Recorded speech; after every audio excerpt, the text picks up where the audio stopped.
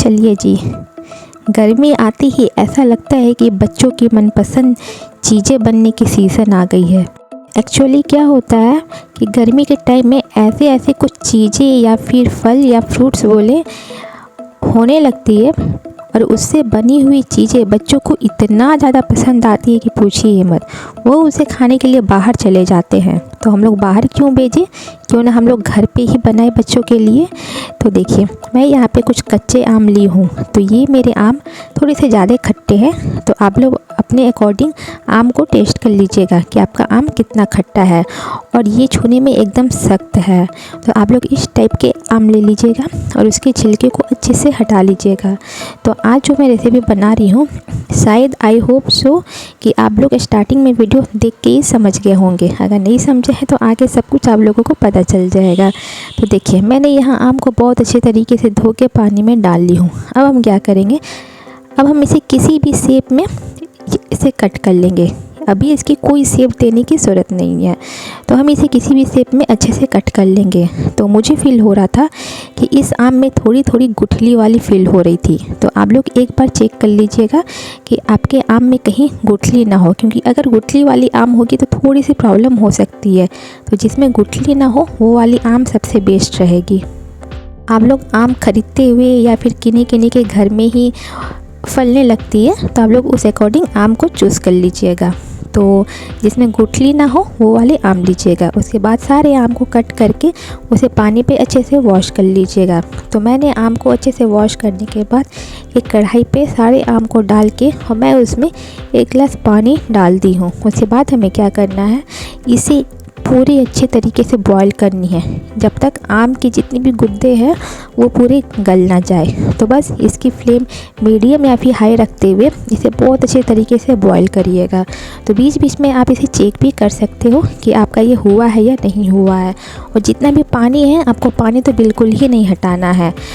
मेरे से बोले तो आप जितने बनाओगे अब उसके अकॉर्डिंग पानी ऐड कर दीजिएगा। तो मैं यहाँ पे थोड़े से आम सबको दबा के देख रही थी, तो मुझे लगा कि ये 80% तो हो गई है, बट इसे और थोड़ा सा होना बाकी है। तो ठीक मैंने उसे ढक के और 10 से 15 मिनट के लिए होने के लिए छोड़ दी थी।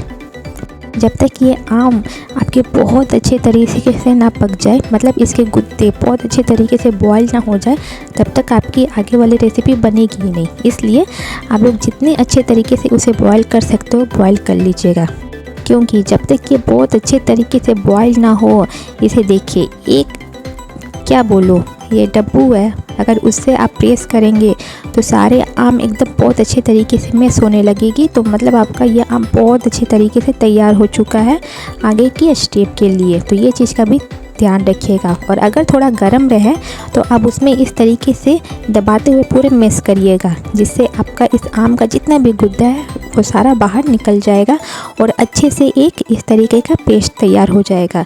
तो गर्म में भी कर सकते हो, ठंड में भी कर सकते हो आप, लेकिन मैंने गर्म में ही की थी।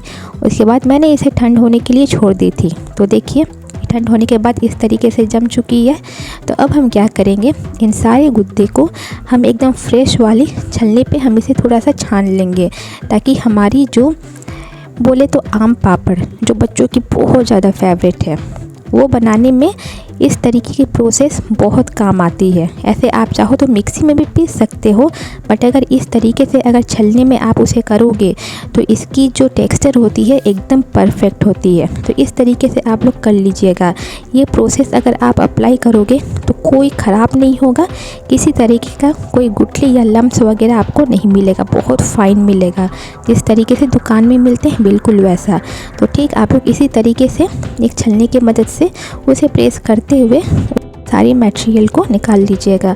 तो देखिए, मैंने सारे मटेरियल को निकाल के उसके बाद ठीक मैंने कढ़ाई में कन्वर्ट कर दी हूँ। उसके बाद हम इसे क्या करेंगे, इसे मीडियम फ्लेम में इसे गर्म होने के लिए छोड़ देंगे। उसके बाद जब ये धीरे धीरे गर्म होने लगेगा, तो मेरा ये आम थोड़ा ज़्यादा खट्टा है, तो इसलिए मैंने अपने खट्टेपन के हिसाब से मैंने इसमें चीनी ऐड की हूँ। अगर आपका आम कम खट्टा हो तो आप कम चीनी ऐड करिएगा।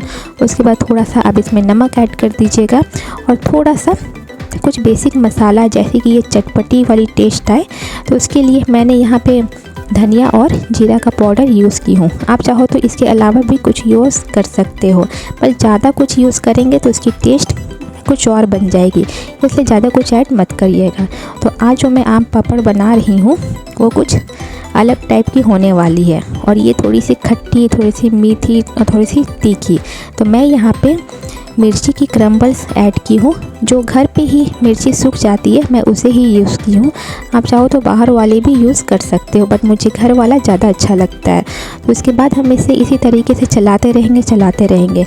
जब हमारा 10 मिनट हो जाएगा तो मैं यहाँ पे थोड़ी सी ग्रीन वाली फूड कलर यूज़ कर रही हूँ, ताकि बच्चों लोग को बहुत ज़्यादा पसंद आए। और जैसे ही ग्रीन कलर देखेंगे तो उन्हें कुछ अलग लगेगा और खाने में भी बहुत अच्छा लगेगा। और इसे मैं कच्चे आम से बना रही हूँ, उसके अकॉर्डिंग मैंने ये ग्रीन कलर यूज़ की हूँ, ताकि ये ग्रीन कलर और कच्चे वाली दिखेगी तो और खूबसूरत लगेगी। उसके बाद कुछ देर के बाद मैंने यहाँ पे कुछ चाट मसाला यूज़ की हूँ, जिससे इसका टेस्ट और ज़्यादा मज़ेदार बन जाएगा। और बच्चे लोग तो इतना ज़्यादा पसंद करेंगे, बाहर से खाना ही छोड़ देंगे। तो आप लोग भी एक बार घर में ज़रूर ट्राई करिएगा, इस तरीके का बनाएंगे। बहुत सिंपल है और इसकी जो ट्रिक है ना वो भी बहुत आसान है, बस इसी ट्रिक से बाहर वाले भी बनाते हैं। तो देखिए, मुझे इसे चलाते चलाते 15 to 20 मिनट हो गई थी और एकदम परफेक्ट इसकी टेक्सचर हो गई थी। तो होने के बाद मैंने उसे थोड़ी देर के लिए ठंडे होने के लिए छोड़ दी थी। तो अब मैं क्या करूँगी, मैं उसे एक फ्लैटेड वाली और एक थोड़ी सी कर्व वाली मैं बर्तन पे उसे सर्व करूँगी। तो आप जिसमें भी उसे डालोगे, अब उसमें थोड़ा सा ऑयल ग्रीस कर लीजिएगा अच्छे तरीके से, ताकि वो जब सूख जाए तो वो ईज़िली उठ सके। तो इस तरीके से आप लोग कर लीजिएगा, या फिर आप लोग पेपर दे के भी लगा सकते हो। तो देखिए, ये सारे बर्तन पे फैलाने के बाद हमें इसको इस पर डायरेक्टली डालना है और कुछ हमें नहीं करना है। और उसके बाद हमें इसे टैप करते हुए फैला लेना है। बट याद रखिएगा कि ये आपकी जो टेक्सचर है बर्तन पे ज़्यादा मोटी नहीं होना चाहिए। अगर मोटी होगी तो सूखने में भी टाइम लगेगा और फिर उठाने में भी प्रॉब्लम होगा। तो देखिए, मैंने एक फ्लैटेड वाली बर्तन यूज़ की हूँ और एक थोड़ी सी कर्व वाली। तो मेरी यहाँ पे 2 प्लेट पे बनी है, मतलब कि मैं जितनी आम यूज़ की थी उसके अकॉर्डिंग। तो ये सारे फैलाने देने के बाद अब मैं इसे धूप में दे दूँगी। तो अभी की गर्मी इतनी ज़्यादा है कि देखिए, ये मेरा 2 दिन में ही बहुत अच्छे तरीके से सूख चुका है।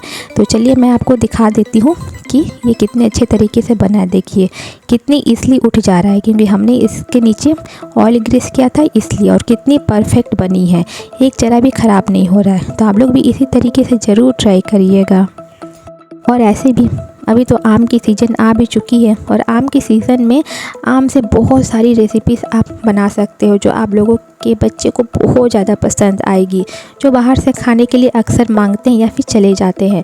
तो उनकी मनपसंद चीज़ें भी घर में ही आप लोग आसानी से बनाइए और बहुत ही अच्छे से बनाइए। तो देखिए, मेरी ये चीज़ हो जाने के बाद मैं उसे थोड़ी सी स्लाइस से कट कर दे रही हूँ। उसके बाद मैं इसे रोल कर दूँगी, और रोल इस तरीके से करने के बाद जब बच्चे देखते हैं तो उन्हें बहुत अच्छा लगता है। तो इसलिए मैं इसे रोल करके और इसे स्टिक पे लगा के मैंने बच्चों को सर्व कर दिया था।